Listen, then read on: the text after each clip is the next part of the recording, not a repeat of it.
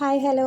അപ്പോൾ ഇന്ന് ഇതാ നേരം നല്ലപോലെ വെളുത്തിട്ടുണ്ട് കേട്ടോ. സത്യം പോലെ എഴുന്നേൽക്കാനാവുന്നുണ്ടായിരുന്നില്ല കേട്ടോ. നല്ല ക്ഷീണം ഉണ്ടായിരുന്നേ. ഇന്നലെ നല്ല അധ്വാനമായിരുന്നു. നല്ല അധ്വാനം എന്ന് പറഞ്ഞാൽ മണ്ണിൽ പണിയെടുത്ത് കഴിഞ്ഞാൽ ഒരു കുറച്ച് ക്ഷീണം കൂടുമല്ലോ. അപ്പോൾ അതിൻ്റെ ഒരു നല്ല ക്ഷീണം ഉണ്ടായിരുന്നു. പിന്നെ കാലുവേദനയൊക്കെ നല്ല കൂടുതലായിരുന്നു കേട്ടോ. പിന്നെ എന്തായാലും വേണ്ട, രാവിലെ എഴുന്നേറ്റ് പാടെ അടുപ്പിൽ കത്തിച്ചിട്ട് അരി അടുപ്പത്തിടാൻ നോക്കുമ്പോൾ ഇതാ അരി ഇന്ന് അറ്റപ്പറ്റയാണ് കേട്ടോ. എന്താണെങ്കിലും ഇന്ന് റേഷൻ കടയിൽ പോയേ പറ്റൂ. അരി വാങ്ങണം എന്നുള്ള നിർബന്ധം തന്നെയാണ് കേട്ടോ. അപ്പോൾ അങ്ങനെ എന്തായാലും ഉള്ള അരിയൊക്കെ ഇതാ കഴുകിയിട്ടിട്ടുണ്ട്. ചൂടുവെള്ളം ഒഴിച്ചിട്ട് റേഷൻ അരി ഞാൻ കഴുകാറ്. റേഷൻ അരി എന്നല്ല, എല്ലാ അരിയും ഞാൻ ചൂടുവെള്ളം ഒഴിച്ചിട്ടാണ് കേട്ടോ കഴുകാറുള്ളത്. പിന്നെ അരി കഴുകി അവിടെ അടുപ്പിലിട്ട് കഴിഞ്ഞിട്ട് ഇന്ന് ലേശം കാപ്പി ഉണ്ടാക്കി കേട്ടോ.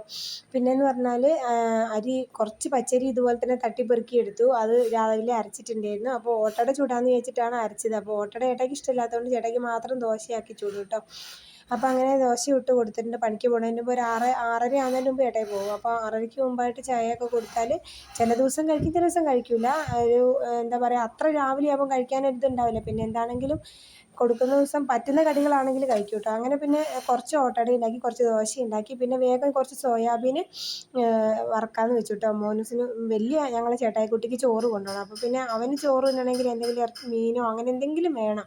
അപ്പോൾ സോയാബീൻ ആണെങ്കിൽ ഇഷ്ടമാണ്, സോയാബീൻ വറുത്ത് അവന് ഇഷ്ടമാണ്. അപ്പോൾ പിന്നെ അത് കുറച്ചുണ്ടെങ്കിൽ ചോറ് വെച്ചോളൂ കേട്ടോ. പിന്നെ ചെറുപയർ ലേശം തോരൻ വെച്ചിട്ടുണ്ടായിരുന്നേ. ചെറുപയർ ഇന്നും ലേശം വെന്ത് പോയി. എന്നാലും ഞാൻ തേങ്ങയും കാന്താരിമുളകും എല്ലാം കൂടെ ഒതുക്കിയിടുകയാണ് കേട്ടോ ചെയ്തത്. പിന്നെ കപ്പളങ്ങ ഇതാ വേഗം അരിഞ്ഞിട്ട് ലേശം പുളി പിഴിഞ്ഞ് പറഞ്ഞിട്ട് കറി വെച്ചിട്ടുണ്ട് കേട്ടോ.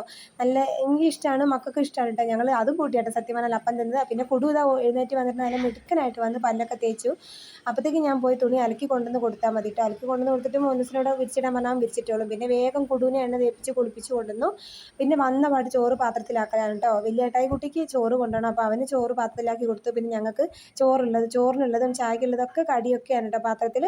പിന്നെ ഞങ്ങളെല്ലാവരും കൂടി ഇന്ന് ചായ കുടിച്ചിട്ട്, ഇന്ന് ചായ കുടിക്കാൻ സമയമായപ്പോഴത്തേക്കും കുറച്ച് കലഹമൊക്കെ ഉണ്ടായിരുന്നു കേട്ടോ.